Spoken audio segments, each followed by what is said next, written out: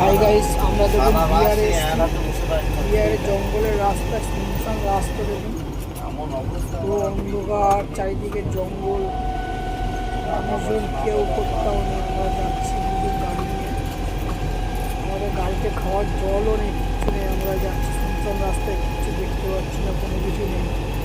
সেই রাস্তা দেখুন কেমন ফাঁকা জঙ্গল রাস্তা চারিদিকে।